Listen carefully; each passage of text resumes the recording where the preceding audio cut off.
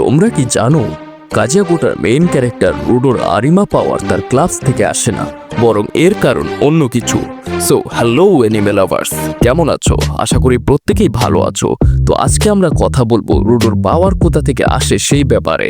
আমরা প্রত্যেকেই দেখেছি কাজিয়াকোটার প্রথম এপিসোডে রুডোর বান্ধবী তাকে বলে তোমার কি ময়লা পছন্দ, যেটা কিনা আমরা পরে গিয়ে জানতে পারি কিছুটা সত্য, কারণ রুডো ময়লা জিনিসগুলো ঠিক করতে পছন্দ করে। আর আমরা এটাও জানি আরিমা ওইসব বস্তুতে কাজ করে যেগুলোর প্রতি তাদের মালিকের আবেগ থাকে।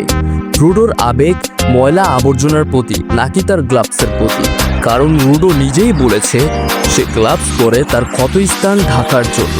একই সাথে সে তাকে রেগডোর জন্য সম্মান করে।